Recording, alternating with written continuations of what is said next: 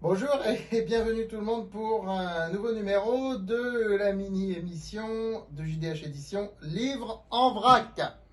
Alors, le principe, je vous rappelle, on me met des livres et je vous les commente. Je vous raconte un petit peu ce que c'est, l'historique, etc., etc. Bon, alors aujourd'hui, je reconnais mon tout dernier livre qu'on m'a mis en haut de la pile et qui vient d'arriver, Face au monde d'après.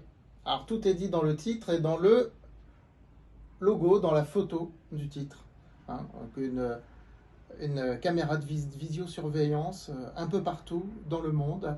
Bon, ce n'est que l'un des aspects que j'évoque dans ce livre, bien sûr. Je parle aussi de la crise économique à venir. Je parle de l'appréhension qu'on va avoir de plus en plus vis-à-vis des problèmes sanitaires, des crises sanitaires, etc., etc.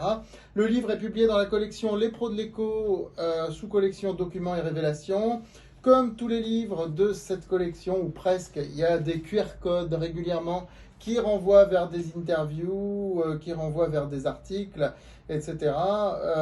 Et l'originalité aussi de ce livre, c'est que à la fin du livre, je donne la parole à des jeunes qui exposent leur vision du monde d'après et comment ils vont s'y adapter. Donc c'est pour ça que le livre est écrit par Jean-David Haddad et la génération Z. La génération Z, c'est tous les natifs du 21e siècle. Les trois jeunes en question, ils n'ont même pas de 18 ans au jour d'aujourd'hui. C'est quand même intéressant de le noter. Donc oui, dans ce livre, non seulement j'expose un peu les trajectoires probables des 10 ans à venir, mais aussi comment s'y adapter. Très important. Voilà, face au monde d'après donc. Alors, nous avons ici, décidément c'est le moment des nouveautés, nous avons ici La Demoiselle de nulle part de Thomas Degré dans la collection Magnitude. On est sur un chiffre 7, donc encore une fois, forte magnitude, texte comportant des éléments pouvant choquer certains lecteurs. C'est une intrigue policière et psychologique à la fois. On est sur une sorte de polar littéraire, on va dire. Voilà, donc c'est à découvrir. Thomas Degré, La Demoiselle de nulle part, avec beaucoup d'allusions aux Demoiselles de Rochefort pour ceux qui s'intéressent donc à cette œuvre. Alors là, nous avons un livre assez original. Robin Hood Was a Trader.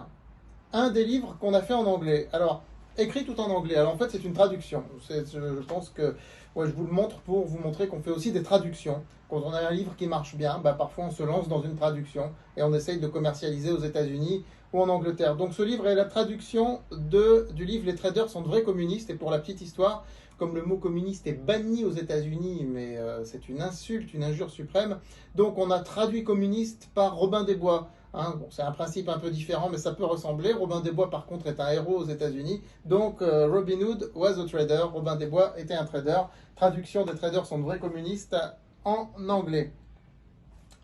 Et puisqu'on est sur les succès apparemment de la maison JDH Édition, Gustave Le Bon, qui en 1895 a écrit La psychologie des foules, un livre plus que d'actualité, aussi bien avec les gilets jaunes qu'avec le coronavirus, qu'avec les réseaux sociaux, qu'avec tout ce que vous voulez. Un livre qui est de plus en plus d'actualité. Nous l'avons vendu à plus de 2000 exemplaires. Cette réédition de Psychologie des foules, il est réédité par plusieurs éditeurs. Eh bien, notre édition se place en tête de tous les palmarès. C'est un livre qui est préfacé par Benoît Rousseau. Voilà, à découvrir donc pour 5,19 € TTC.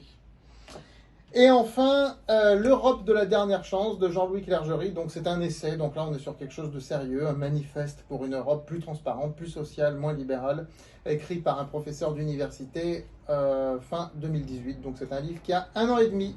Voilà, à la vôtre.